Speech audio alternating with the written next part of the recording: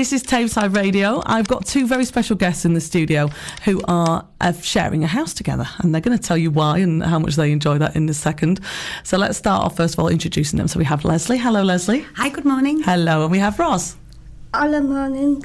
Hello, very lovely to see you both. Now you have, you're in a very sort of special situation where you share a house together. It's your house, isn't it, Lesley? It is, yes. Lovely. And this is part of National Shared Lives Week, where people do share houses together. We talk sometimes about sort of placements in terms of children, but also there are adults as well who live with people right across the borough for various different reasons. And Ros, you live with Lesley, don't you? Yeah, I do. How long have you lived with her for? I've been in care for 18 years, and I've been to other carers, and I came to Lesley about 2 years ago. You came 2 years ago, lovely. And what's it been like living with Lesley? Now, it's all right, she is here, but you can be honest. Is it okay? Yeah, it's been good. It's brilliant. It's been brilliant. Good, I'm really glad. So you've been living together for 2 years. So how did it start for you, Lesley? How did you start to have a room available in order to share it with someone? My children both went to university in London and never came back.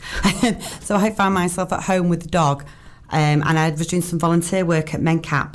And whilst I was doing some volunteer work, I did some day courses, and I met one of the ladies who worked at Shared Lives, who actually approached me and asked me would I be interested in joining. And how does it work? How do you get... How it works is that you need to do a couple of courses to join the scheme to become a Shared Lives carer. There are lots of courses that you have to do around health and safety, medical, the basic courses, but they're still relevant if you're looking after somebody that's vulnerable or with a learning disability, mental or physical. There are lots of different types of disabilities. And then I started doing day support. Day support is where somebody will come to you or you will go to them for periods of probably 4 hours. And what you will do is find a common interest, something that they like, that maybe they're not able to do with the people they live with for transport reasons, getting about, and you will do that activity together. And it's always different doing a different activity with somebody different than somebody in your family. We all behave differently with others. So we'll do an activity they enjoy and we go along to it for a 4-hour period. And then I started doing respite, which is a service that's available for anybody who has an adult, again, with a learning or mental disability. And they can stay with somebody for periods of time. They can stay for an evening, they can stay for a weekend, or they can stay for 5-6 nights. So it's giving somebody a holiday away from their home, and it's giving both parties a holiday. It's giving the individual and the parents that they live with. And then I moved into what's called long-term placement, which is where Ros was very fortunate to meet me. And we joined together, and it's worked ever since. It's been very successful, and it's exceptionally rewarding. And in terms of you, Ros, moving into a new house and coming to live with Lesley, was that a bit frightening at first? Or were you happy? Did you like her when you met her? Yeah, I did. I do lots of things together. I go cycling, I go dog walking, near the dock. I do hiking, I do dancing, I go to Empty Sons. I go to drama and I go horse riding, so I've got an active life. You have a brilliant active life, and do you take part in all of these things, Lesley? Not all of them. Just some of them. It's what we try and do is find activities that are suitable for Ros, and they'll also develop her skills. So it's to make her, to have a different skill set and to try things that she may not have an opportunity to try elsewhere. So we look for activities together. We both go initially to see if they're suitable, if Ros likes them. And if she does, she'll use her independence. She'll go on ring and ride, she'll go on public transport, or she'll walk. That's good. And when you first was placed with Ros, did you meet before? I guess you got to know each other. We did day support before, right? And it was important then that we got to know each other, and that it was because as individuals we've all got different characters, so it's learning what works and what doesn't work. And there are days when, I guess, like any family, things don't work. So again, like any families, we sit down, don't we, and talk about it and find out where it went wrong and try again. But it's also important for me that my family took on board me looking after Ros. It's not just about me. Ros is a very important part of my family, my sister and my children, and they've all welcomed her. And I'm proud of them for that, 'cause it's not just about me, it's about my family as well. Oh, it's lovely. I'm very touched by that. So you've enjoyed meeting the rest of the family, Lesley? Yes, Lesley's son and daughter, Nan and Tori. Look really nice. It's like having a new family. I'm not Lesley's mum. Just really nice and just very fun to be with. I've also been with Lorraine and Darren, and that's our sister and a brother-in-law. Brilliant. You've got the dog as well. Yeah, we've got Barry. We go for walks. I've been to St Anne's Beach. I've been Brilliant. everywhere with him. Lovely. Thank you very much, Ros. So, Ros, yeah. So did you used to live with other people before? Did you used to live I in did. sort of shared living? Yeah, I've been with Sharon and Barry, and then recently I'm Steve, but it didn't work out. When I go to Mancap, Lesley is up on TNA. I go Mancap twice a week, and I'm with Lesley. So you met Lesley at Mencap. Yeah. Lovely. And you've got Down syndrome, that's right, isn't it, Ros? Yeah. So you needed a little bit more support in the home, in the living environment, and that was where Lesley came in. And in a way, it's good because it's made you more independent. Do you think it's made you feel more independent? Yeah, it does, because on the Mondays now in the evening, I go to swimming. Yeah. You've got all your stuff to do. Yeah.